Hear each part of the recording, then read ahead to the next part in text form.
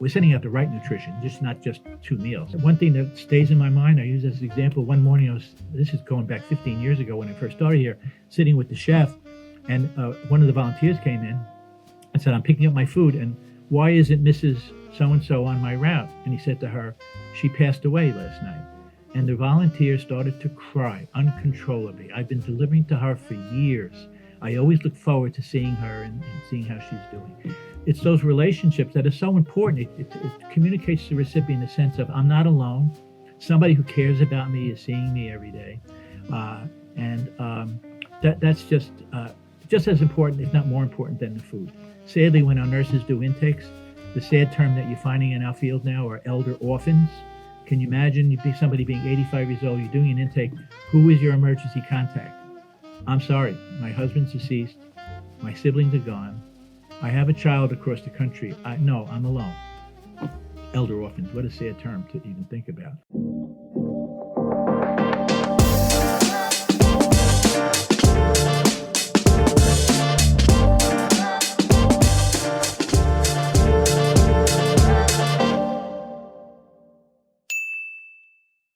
Welcome back to another episode of the Hart and Hustle Podcast. Do you ever meet someone who doesn't just talk community, but truly lives it? Today's guest turned meals into a movement, and he's been doing it for decades. Joe, welcome to the Hart and Hustle Podcast. Before we get into this mission, I do got to ask, what drives someone to continue to serve the community for over 40 years without feeling burnt out? Well, this was my career choice, I suppose. Going back to my roots, but going through my youth and into college, I had decided pretty much I wanted to be involved in human services, and I suppose my roots are part of that. I grew up on Staten Island in New York City in a low-income housing project, and I often will say, truthfully, that I would not trade growing up where I grew up in that environment for nothing, not from the fanciest neighborhood in the borough or in the city. The housing projects were built post-World War II for young working families. And my father was, during the earlier part of his life, a nurse's aide at Seaview Hospital back then, which was the largest tuberculosis hospital in the country. And actually, a lot of medications were tried out there until a cure for tuberculosis was found in 1951.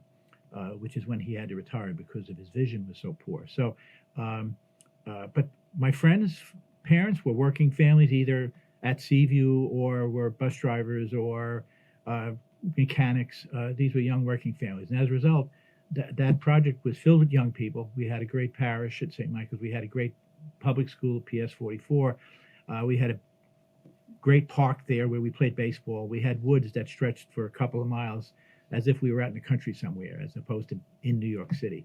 So, and my neighborhood was mixed. We were of all backgrounds, and that I think I also credit to that wonderful neighborhood. My friends were Latino, they were African American, they were Polish, and even an Italian friend like myself, and Italian background.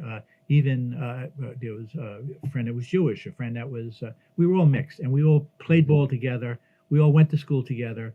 We went to our local junior high together. So I grew up with a crowd of friends in a neighborhood where we were not wealthy. None of us ever went away on vacations, but we had out in front of my apartment building, all the parents and all the kids were out every night in the summer. We were all together out there together, parents and kids, and playing and whatever. Mm-hmm.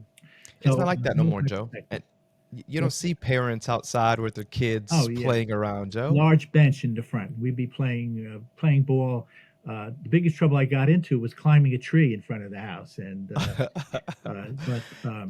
and a great older brother. Both my parents were disabled too. They got married older. Sometimes I say, thank God they met each other. My brother and I wouldn't be here. But my mother had arthritis of the spine and could not walk into her later years. My father was legally blind. He only worked at Seaview until they closed because he knew his job as a nurse's aide. And once they closed, they knew that he could not get another job. So he went on Social Security disability. So that was our income growing up. I was just a kid. And they were both frail and older. but they complemented each other. My mother was his eyes. My father was her strength.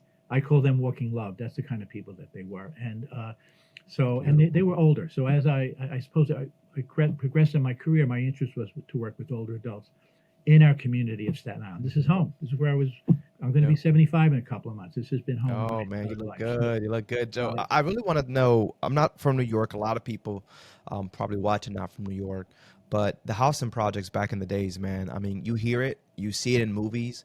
What did that environment really teach you that no textbook ever could? what was the environment like? Yeah, yeah, the projects, being there. What did Oh, that environment teach you? well, people can live together, live close together, and Hmm. share an identity, share life, and not feel any regret in terms of.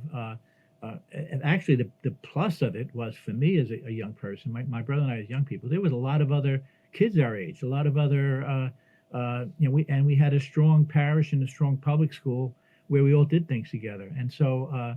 Whether it was sports, whether it was music, and whether it was dances in the church or whatever, we all did stuff together. And so for young people, that was great. For the adults, they all knew each other too. They all worked together. We didn't have a car in the house. Whenever my cousins had parties, one of them had to come and pick us up. But we all were there. That was our neighborhood. We also, as young kids, we also looked up to that young cop on the top floor who had a motorcycle, and then we were all like taken by that. I Very interesting, time that you were also kind of growing up. If I ever remember correctly, it was Mm. during the Vietnam and the civil Yeah. rights movement. Was there like a particular moment or story that made you say, I really got to be a part of the change? I mean, you've been a part of the change for Oh so yeah. many years, but was there something during that time that also kind of sparked Sure. something? Well, in college, I went to Brooklyn College, City University, and with a Regent scholarship, it cost $500 a year. I mean, this was affordable public education, but good education. City University was always highly rated back in those days. But yeah, I worked during the years in college. Not worked. I'm sorry. I studied at Brooklyn College. I majored in sociology and psych. Um, but what was going on the campus during those years, and I'm talking about into the middle late '60s, civil rights was a big thing. I have books up in my attic somewhere from the Liberation Library. They were books that were out on a bookshelf on the campus. We were advocating for civil rights. We were also protesting the Vietnam War. My brother, my best friend, both had been drafted. They were both in Vietnam, worried about whether they were going to come back alive or not.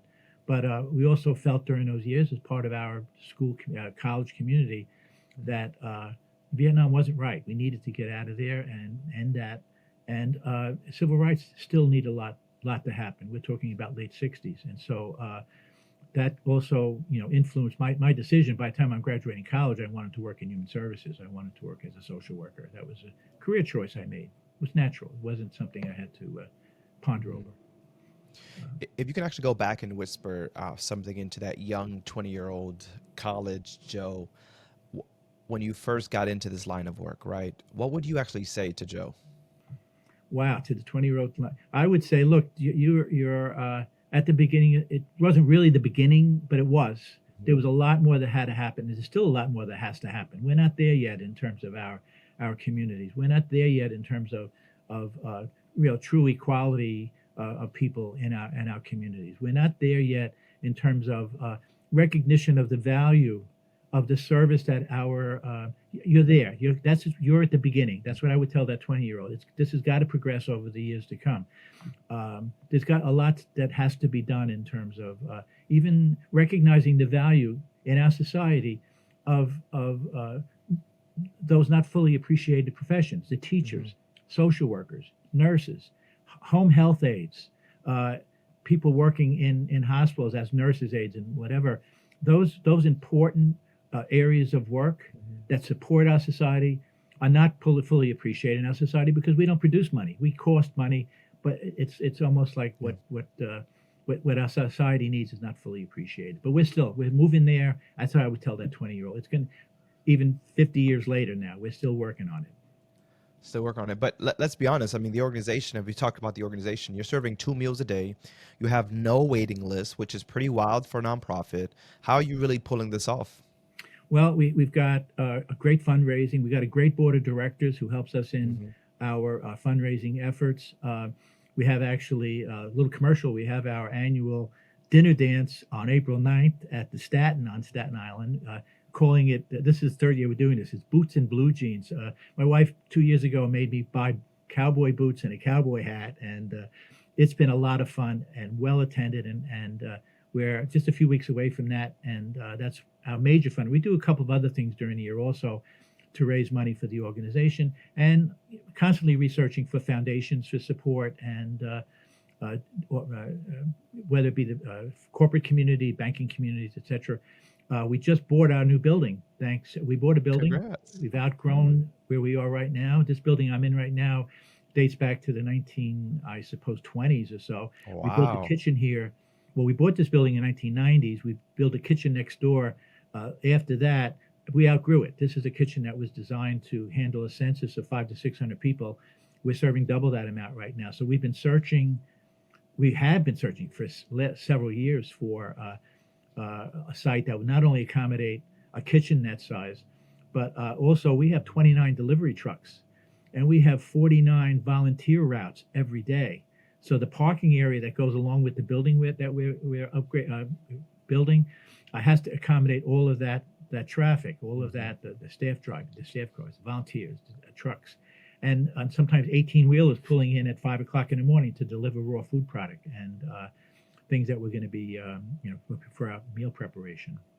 I'm not sure if I answered your question there, though. I think. Nah, you did. You did. It's funny, actually. You mentioned your event. We're doing an event in April as well. It's Boots and Blossoms, or Blossom Boots and Blue Jeans. Yeah.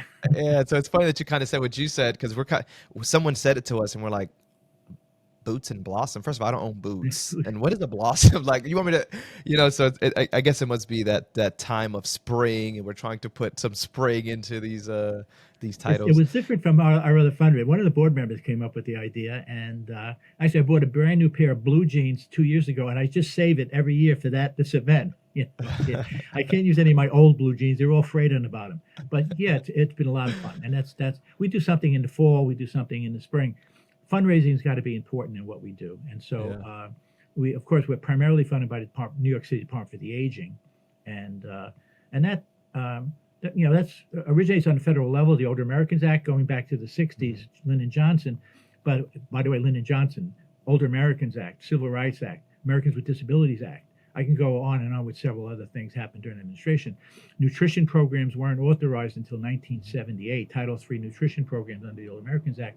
We opened in 72. We opened with 2 meals a day. But that original board of directors said 2 meals a day and never a waiting list. When Title III went into effect in 1978, it was for 1 meal a day. So many programs throughout the country fulfill their requirement. The rest of the city does 1 meal a day. They're fulfilling their requirement, but we've always been like out of the box. As of this year, though, the city is not funding our second meal. So that's adding a fundraising pressure on us. We're doing it. We're halfway through this fiscal year, and again, our fundraising, the support we get from our board and our local community, it's important to be part of the community. Our not-for-profit association, our Chamber of Commerce, we had a very active interagency council for aging, and there's other community-based groups where we function. I want to speak to your good leadership, because you just mentioned how there's 250 plus volunteers. We mentioned how there's no wait list, truly just high standards for the organization that you've been a part of for so long. How do you truly keep all that running without maybe you losing your mind or your mission? Like, that's a lot to take care of. I tell you, we're not a top-heavy organization, by the way. With our new building, when we want to interview somebody who wants to we need a fence put up along the side of the property, I go out there. But there's myself. We have a tremendous chief operating officer, vice president, Roseanne Holt, and an excellent CFO, John Fury, and an assistant CFO, Madura Nanakara. We're not top heavy, but we cover the areas that we need to cover, and we have great staff to work with. And our kitchens, our drivers are. A lot of our drivers work a 5-hour day. They come in at 8, they deliver all their meals, they're back with their trucks at 1. Many of them are retired civil service. We have retired cops, retired firemen, retired sanitation. Our kitchen staff are a lot of younger people. Then they come in 5 in the morning to work. Wonderful group of people. And we get our job done. The chef is monitoring our menu cycle with the city. And you know, we have a kitchen manager who oversees the coordination between the drivers and the food coming out of the ovens, the chef who's scheduled that. Great staff. How can I answer that question other than great staff? Recruiting for volunteers, our chief operating officer, she oversees those 49 routes. We have an assistant working with her. Most of our volunteers are retired older adults. And I use my brother as an example. My brother, who's going to be 80 next year, has been volunteering since he retired. He's been volunteering 12, 13 years now. He's got a Friday route. Every route has a volunteer for each day of the week. That's what makes it work. So, the volunteer just commits that one day, and it takes about an hour and a half. That we keep their routes short and within their neighborhoods. So they pick up the food, they deliver the food, and they're done. If you had to have a volunteer 5 days a week, it's not volunteering, it's a job then. So all of those 49 volunteer routes has a different driver for each day of the week. I call my brother now by his route number. I don't call him by his name. I say, hey, S11, how you doing? But the volunteers are just one. We also partner with, we're very proud of this, right now, 12 special needs programs. They have day have programs that they're required to provide meaningful activity for their consumers. These are under Department of Mental Hygiene in New York State. And they cover about 20% of our delivery routes. And it's their staff in vans with their consumers on board, their clients, and they deliver meals for us. And it's a wonderful partnership. They fulfill their need for day have meaningful activity. They fulfill for us meaningful delivery of a large number of meals, and not a penny's passed between us. It's just a win-win that we're very proud of, and having that relationship with those organizations. Hey, real quick, if you're enjoying the podcast, we first want to say thank you. And we also just want to give you a little insight of what we're up to at Francis. Some don't even realize that we're working with organizations to help them use AI to create that real human communication experiences, whether that's actually supporting your families, those patients, or the entire community. We're actually creating tech that connects. Check it out, francis.ai. So cool to just see that your brother's also kind of on board, supporting his little brother in his journey. His little brother is doing the work, and big brother wants to support little brother, and he's still volunteering his time. I love that. Well, and he moved, by the way, within the last year, he moved all the way out to New Jersey, about an hour away. He still comes in on Fridays to do his route. And he always calls me, I'm on my way. I'll be there in 5 minutes. I have to go downstairs and see him and watch him load his bag. So, but anyway, do you have a that's how story? volunteering works here. Do you have a story from the field, like out doing what you do, that reminds you why you keep doing this every day? Wow, a story from the field. I've met and gotten to know some of our individual meal recipients, and some of their stories are amazing and enlightening. One gentleman wanted me to visit him at home because of all the paintings he was doing. He did so many paintings, and he created a scrapbook of paintings that he wanted just to be recognized. He didn't want them published or anything. He just wanted people, and we shared them with the staff. We shared them with our board of directors. Made him very happy to know that he was doing something. He was homebound. This was a disabled man, but doing that type of activity on his own. One example. The relation. I should also add with volunteers, and I should never hesitate to talk about this. It's so important in what we do. Not just us, Meals on Wheels programs throughout the country. It's that face-to-face contact with the recipient that makes it just as important as the food we deliver. You're looking at average age in the lower 80s, people who are homebound or have limited physical abilities because of some disability or frailty, cognitive even, and who the only person they may see every day, or even on a longer-term basis, is the deliverer. That person not only brings the food, it's a person who cares about the person they're delivering to. The recipient knows this person will intervene if something goes wrong, if I need help. And we have saved lives, by the way. We have, there have been occurrences where nobody answers the door, the deliverer calls the office, we call on the phone. If nobody answers the phone, we call the emergency contact, say, for example, an adult daughter. Sometimes the daughter will say, I'm sorry, I should have canceled today. Mom's with me. She's got a medical appointment.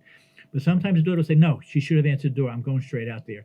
We have 2 registered nurses on staff, by the way, who also are part of our being able to identify the right nutrition for the people that we're serving.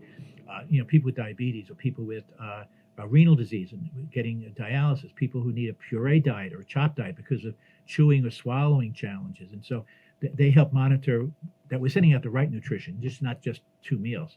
But anyway, one thing that stays in my mind, I use as an example. One morning, this is going back 15 years ago when I first started here, sitting with the chef, and one of the volunteers came in and said, "I'm picking up my food, and why isn't Mrs. So and so on my route?" And he said to her, "She passed away last night." And the volunteer started to cry uncontrollably. I've been Oh man. delivering to her for years. I always look forward to seeing her and seeing how she's doing. It's those relationships that are so important. It communicates to the recipient a sense of, I'm not alone. Somebody who cares about me is seeing me every day. And that's just as important, if not more important, than the food. Sadly, when our nurses do intakes, the sad term that you're finding in our field now are elder orphans. Can you Mhm. imagine you'd be somebody being 85 years old, you're doing an intake, who is your emergency contact?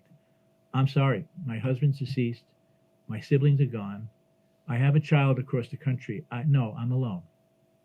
Elder orphans, what a sad term to even think about. But Yeah. I'm going on and on. I'm sorry, I'm not No, no, answering no. the You question. know, you actually answered my question because the question that I had for you was, if people, I think people just think that Meals and Wheels is dropping off food, but they're missing it completely. It's not just dropping off food, but you just talked about everything that is involved in what Meals and Wheels does. And actually, I see it every once a week, like you mentioned. My neighbor across the street, she's taking care of her husband that's an elder, and Hmm. he's disabled, he's not walking, doesn't talk. I think he had a stroke, if I'm not mistaken, and she's taking care of him, fully. She actually had a home care person that came, but she just felt that they weren't doing the work. When she's looked at camera, they were just feet propped up. She's having to redo all this stuff, so she actually had to leave her job. And now, even Yeah. sometimes, I guess some of the food they may bring, maybe they can't use it all. So she's actually bringing some stuff over here. So talking about really helping the community, right? You're Yeah. not just helping that one home. Now there's another home that's also kind of reaping the benefit. And I got two kids, so I think it's always kind of beneficial that she brings the vegetables and the fruits, and Sure. pretty cool. But man, it's very tough. I can see where that volunteer starts to build a relationship with that elderly. And yeah, of course, when anybody, even if you don't know that person, they're not blood. When it's what you'll call a friend or Yeah. someone you knew, it's always sad to see someone passing. Um, but you just bought a whole building. That's truly big moves. We know why that happened, but are you looking to see now more trucks, more deliveries going out? What is the goals now that you have a bigger facility? Well, certainly, we city planning also still talks about growing older adult population in the city and on Staten Island. So, and we're looking at also a changing population that are aging. And our contracts also primarily the city Department for the Aging. Now it's called NYC Aging. But we also do work for managed long-term care providers. These are like visiting nurse service and Arch Care. The people they're serving Medicaid-based individuals who also need home delivered meals. So we have some contracts with some of them. Another program, nursing home transition and diversion program, as visiting nurse associations in the city. Where there are variations. There's also the 1115 Medicaid waiver in New York State that there's Staten Island group, Staten Island providers. We expect to see some. We're not necessarily limited to an older adult population, but for those who might need home delivered meals in order to help remain in the community. Yeah, we're open. I'm looking for other types of contracts that are also going to be where we can have a role. And but right now, up front is our growing census. That truck we just got last week, we got number 29 last week. The parking lot we have across the street from us here in Port Richmond is full. Is full. We're squeezing that truck in. But if in 2 or 3 years we needed 2 or 3 more trucks, there's no room in there. And so we need to be locate. One of the reasons why the location we selected, we were able to build, has a very large parking area, so that our trucks are all going to fit there, as well as the staff who drive to work, as well as those 18 wheelers that pull in at 5 o'clock in the morning or 4 o'clock in the morning, dropping off milk and bread. So that's what's in our mind. But we're open to other not-for-profit contracts. Can we be more of a support to food pantries on Staten Island and to soup kitchens? Are there other types of contracts where we can continue or further our not-for-profit mission to the Mhm. community? I love that. Joe, you must feel very to know that you got this big building. I think we spoke about it last time too, and you mentioned it again. But to have this big building, know where you started, see where you're going, you must be excited, man. Like It's this can exciting. It's grow. great, a great challenge. I love my work. I love the people I work with. I love to start my day down in the kitchen, and I joke around with the kitchen staff as food's getting ready to be plated, and that's where I love to. After I turn on my computer on my desk, I go straight downstairs and talk with them and talk to the drivers who are waiting to load their trucks. So it's a wonderful group of people to work with.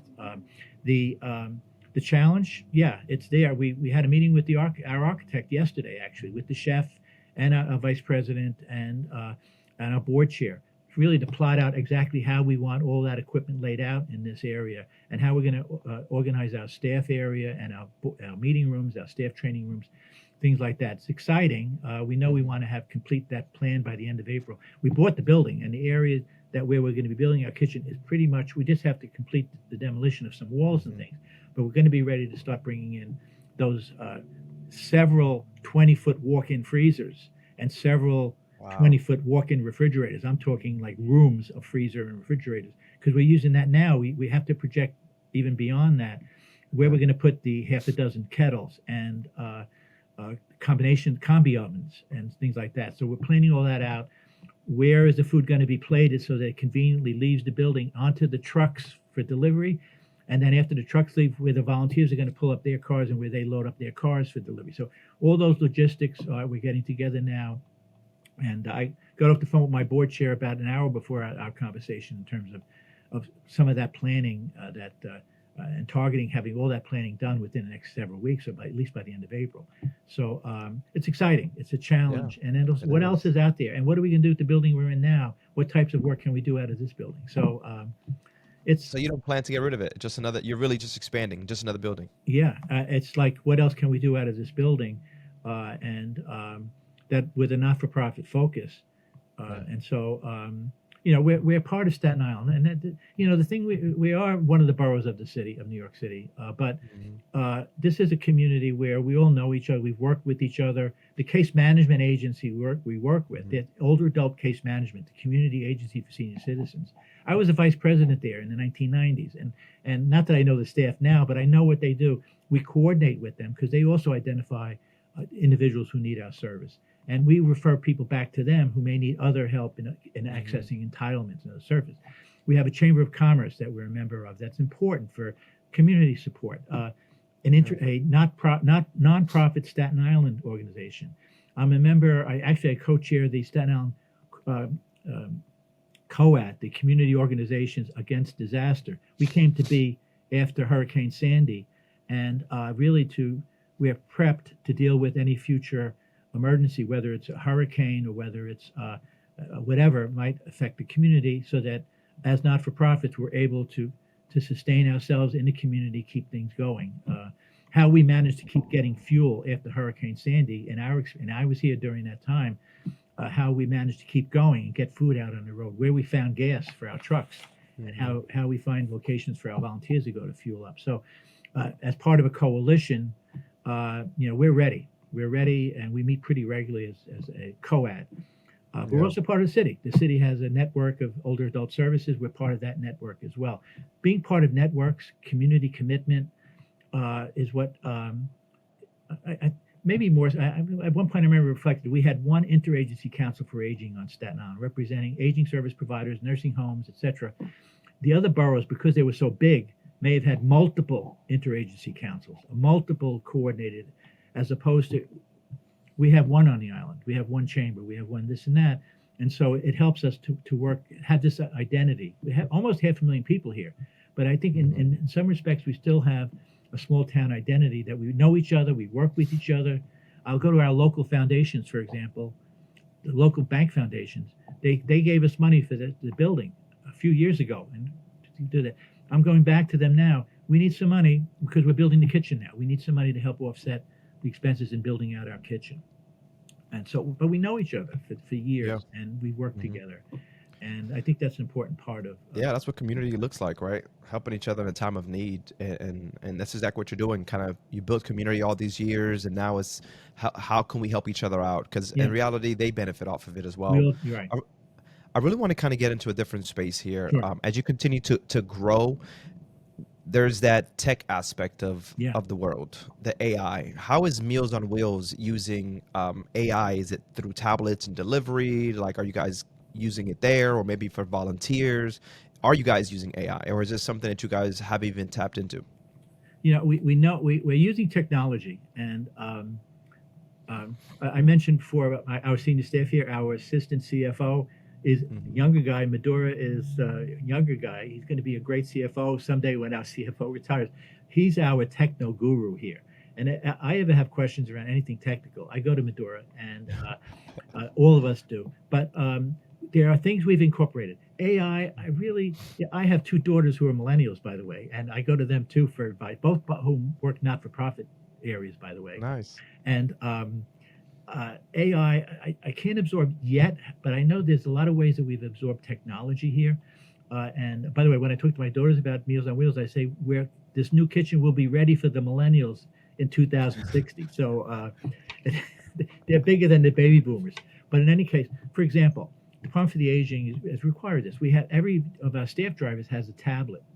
So there's technology involved there. That every delivery they make, they record on the tablet. So we have in real time the delivery time and confirmation of every meal delivered every day by our staff drivers. That'll be much more of a challenge. With 250 volunteers, I'm not sure if we're going to be able to do that with them as well. But all of our delivery trucks now have the technology in there where we can track their movement. If there are any mechanical problems, it records with that in the office. Um, um, uh, Oil change due, things like that. So technology is incorporated in that respect. We also use technology. This is a joke with our CFO who, since we're doing all this prep to buy the building, he was away on vacation in Florida for several weeks. He worked more from there than he does when I joked with him. I said, if you stay in Florida, you got more work done than when you're in the office. But technology made it possible for him to be that involved with our day-to-day stuff. And I call him and say, we need this. I'll have it to you in a half an hour, 20 minutes. Or you need to contact the Department for the Aging. They need this. So if that's not answering an AI question, though, I'm sorry, Efren, but No, no. it's Listen, Joe, you're actually asking the question, answering the question. But I have another question when it comes to the AI. sure. If you could actually solve one problem in your day-to-day operations, what would you actually love for AI to handle? Wow. Solve a problem with day-to-day operations. Oh, wow. That's a good question. What is that um, thing, man? What is that pain point that you're just like, oh my God, if I can give it away, or if someone could just help me with this? on the one hand, one of my first thoughts that comes to mind is I believe so strongly in the personal face-to-face that uh, I almost would not want to sacrifice any of that personal face-to-face or on the phone, hearing voice to voice Hmm. to something else that's not that. That's my gut reaction, and I think what we do also this type of work requires that type of thing. I joke about AI in that someday with the advancement of technology, will everybody own um, organic printers and punch in steak, potatoes, and broccoli and have it come out. I don't know if it was like 2001: Space Odyssey or another one of those science fiction movies where that they actually did that. They punched a meal into a machine and it came out. Is that going to be the case in 2100 or 2120 or what? I don't know. But yeah, so I can't. We're incorporating technology. That the ability to have maybe a more extensive contact or information about the wellness of our recipients, perhaps. But my next thought on that, would that be intrusive that you have to know how Mrs. So-and-so is doing at this moment, as opposed to the driver or deliverer or the volunteer having to report, Mrs. Smith did not look good this morning. You need to call her daughter. You need to call her family members, as opposed to something being there where would recipients be open to having a technology there that would alert us that there's a problem. I mean, that might be one way to extend that contact, because we're not just about dropping a meal off. We're about caring about that whole person. So, Yeah. and I don't know if I answered your question or not, but You are, Joe. anyway, I love it. I actually love your I thoughts. have, It's I funny have because my little notes here. I was going to reference technology, but I'm not sure if we have, by the way, we do no, use you're a doing amazing. You're doing amazing, Joe. You know guy. what's funny is that I was going to ask you, but you already mentioned it. 30 years from now, let's say we're having AI-driven meals, printed organic food, as you mentioned. Yeah. Is that a thing you want to see or no? And you kind of already spoke to it, so that's how I know you're doing phenomenal here. Okay, you're answering all the questions just in line with my next question. Almost like you're By the thinking. way, we do organic, and we do vegan. We do. Department of the Aging has encouraged us to do all these other options: frozen, fresh, chilled, cold, hot, as well as vegan, vegetarian, etc. Asian, Hispanic. We have all variations incorporated into our menu cycle. I'm sorry, I interrupted you though. No, no, no. Listen, this is your show. I mean, we want to know about you, the leader. We want to know about your organization. So continue to whatever it is you want to give us. But let's kind of move into a different chapter here as well. Sure. As I speak to you, you have this business brain, but a service heart. Oh yeah. How do you actually even balance that in the nonprofit world? Yeah, and by the way, I've had, prior to Meals on Wheels, I also was a CEO in other organizations, or an executive director. I've had other administrators, and what I've learned early on, I mean, it's great being a social worker, and that's got to be the basis of my thinking in terms of the care we're providing, the service we're providing to the people we serve. But to run an organization, you have to have a business perspective, and because we're not for profit, and we've got to make sure that our budget, what we're being reimbursed by the city, or what we're being reimbursed by our contracts, matches what our operating expenses are. So if we were spending more than we were getting in, that's not good, because eventually you don't have enough money to do what we have to do. And so that's got to be our target, to preserve the quality of what we do. And shut off my phone here. When somebody's at the door, my phone rings too. To preserve the quality of what we do, but also to maintain a not-for-profit budget. We don't. So there has to be a business perspective there. When I meet with our CFO and my chief operating officer, and I'm told, look, we need to add another clerical staff because of the volume of calls that come in from recipients, from volunteers, from relatives, family caregivers. They're constantly on the phone with our case management agency. All the phone, and we need another clerical person to handle all that phone movement.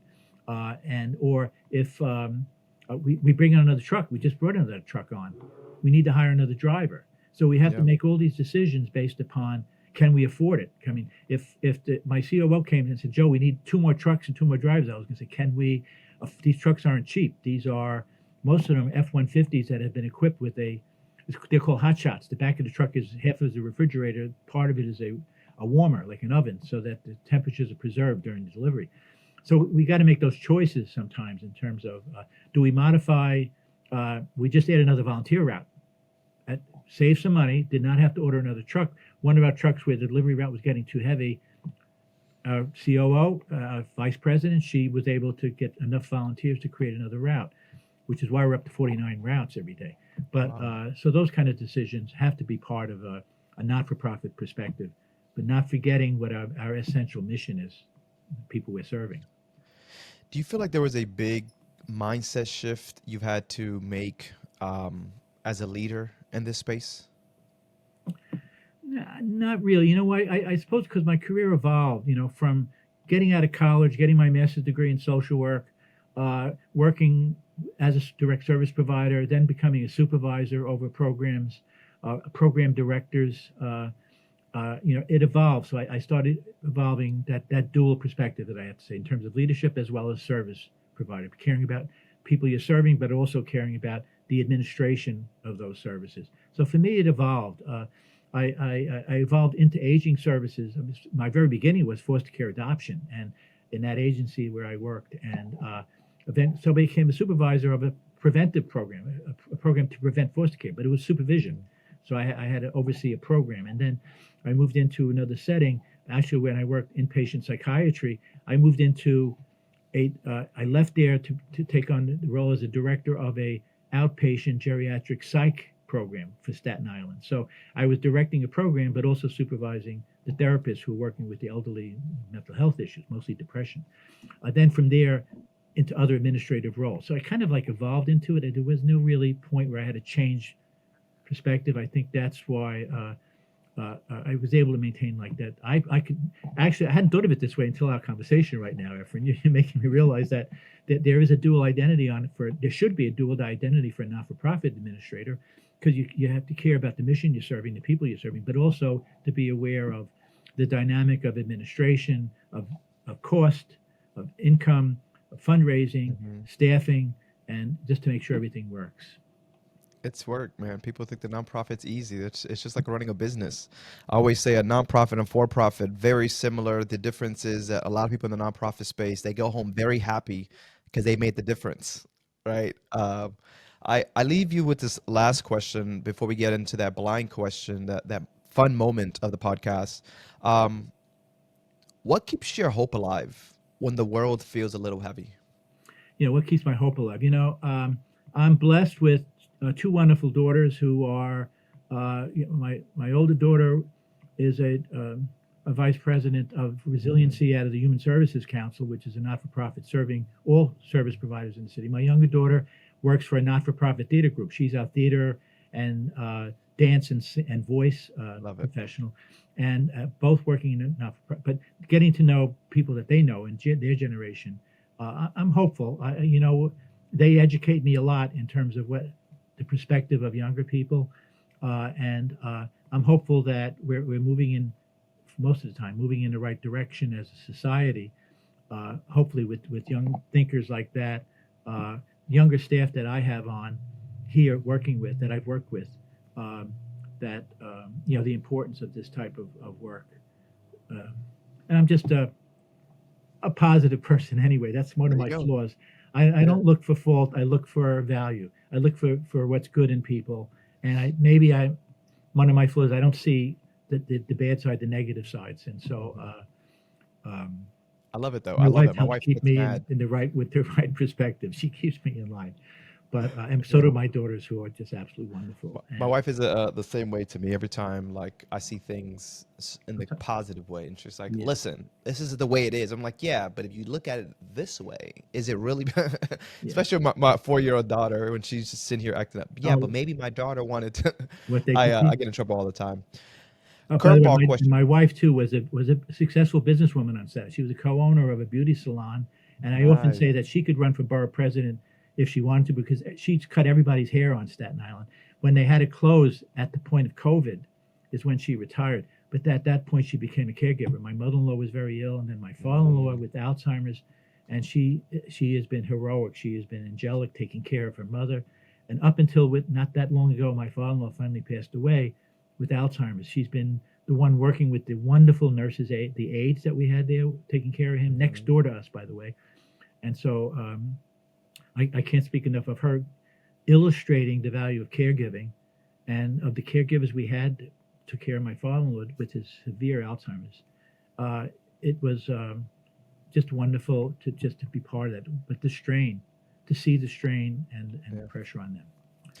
I always say I think women are the best thing that happened into this world, man. Yes. Especially a good woman. You mentioned Oh. about your wife and how amazing, and I love that we get, wives think that we don't talk about them often. So hopefully she's watching this and she sees all the good things that you said. I hope so. Because my wife says, "Listen, why are you not nice to me as you are to everybody else?" I'm like, "If you only knew the good things I say about you all the time, what do you mean?" So I love that you brought your wife into it. But let's get into this curveball of a blind question.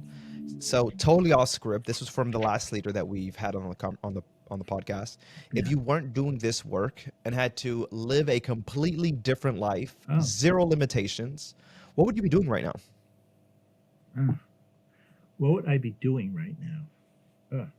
Totally different life. Meals and Wheels doesn't exist. Yeah. So I'd have to go back to my college years, and when I was like coming out of high school, and I enjoyed history. I remember thinking I'd be a history teacher, but I still love history. I get Smithsonian Magazine, National Geographic, and Science News, so I can read about science, history, cultures, etc. And so I still love history. Right now, I'm reading a book about the French and Indian War and how it led up to the American Revolution. So I love history, And so, and the thing that stays in my head is a history teacher who foretold the Gulf of Tonkin resolution was really occurred right before the Vietnam War. And the teacher said, many of you in this classroom are going to be affected by that resolution because it's going to lead to something very serious. And it did. It was the Vietnam War. And I don't know how many of my classmates in that high school class, senior class, landed up in Vietnam and didn't come home. But history was something that Okay. I I think love it. would have been where I would have been And, working. and what's your blind question to the next leader? I had two of them to choose from because two of them Okay, go that, ahead. that I think of at times. And one is that I never put it up on my wall. Where I worked before, where I was CEO before I came to Meals on Wheels. I'm talking about 18 years ago. I wanted to put a big up sign on the wall. There's always more to the story. Somebody comes in with a problem or an issue and say, no, we got to do this. I say, no, there's more to the story. We need to find out more about the situation or the occurrence. There's Okay. always more to the story. And my question would be that has the person ever considered that to use that? What is more to the story in any situation you've ever encountered? My other one Perfect. came from a board member. I'm going back more than 15 years ago, and I made a little sign in my office. Reality is in the perception. Reality isn't necessarily what's real, it's how you perceive it to be. And so it's important to have that accurate perception of what Mhm. you do or what you're seeing or what you're hearing. Because sometimes, especially in this current day and age, reality is not the reality, it's what's perceived. And sometimes that perception is skewed or it's not right, it's not accurate or whatever. But Love I it. don't know if I'm answering that question, Efren, but that's kind Joe, of you are, man. You are. As we're wrapping up, man, we're about to wrap up here. But for those that want to know more about Meals and Wheels, know more mm, about the organization, or become a donor, maybe they're Staten Island watching this. Um, what's the website? How can they reach out? yes. What Oh, what do you need thank you help for. with? I kept on my thinking. I have to mention that during our discussion. Yeah, we have a social media, our website, our Facebook, Meals on Wheels of Staten Island. That's Meals on Wheels of Staten Island. And not only, I mean, if there are people locally who are watching this, hopefully it will be. We're having that great fundraiser on April 9th at the Staten. We're doing really well with tickets, and we do a limited raffle, $100 tickets. We sell 300 tickets and have prizes at the end of that, Mhm. three winners. We've already sold that out. We sold it out, Love and it. but yeah, that, and also we're still raising funds for our new kitchen. So if there's anybody, any with a foundation or an individual wants us to send a donation on our website, it offers the opportunities to make a donation and to identify where it should go. Our website also is a way we recruit volunteers. Somebody can say, I want to volunteer with the Meals on Wheels, locally, of course, Staten Island, but and anywhere. I could throw a pitch for other Meals on Wheels programs. I know programs throughout the country, and there should be a home delivered meals contract in every county of the country. That's where the Older Americans Act is. People Mhm. should even research their own county for Yeah. Meals on Wheels programs. But us on Staten Island, remember us? We're building this new building. We bought the building. We need money though, as we're ordering all this Building kitchen it up. equipment and doing Mhm. the construction and all that. We have some Yep. city money waiting for us at the end of the line. Hopefully that'll be coming. It'll be a big help. Yeah. Listen, restaurant equipment is not cheap. I built a cafe years and years ago. I built a cafe, and all restaurant equipment is super expensive. So I can only imagine what the funding looks like. So, guys, if you guys are watching this, whether you're living in Staten Island or not, if you want to make a difference, these are ways you can make a difference. Because in reality, you're impacting so many lives. So if you want to donate towards the kitchen, towards the new building, make sure that you guys are visiting Meals on Wheels of Staten Island. Is that Yes, correct? that's right.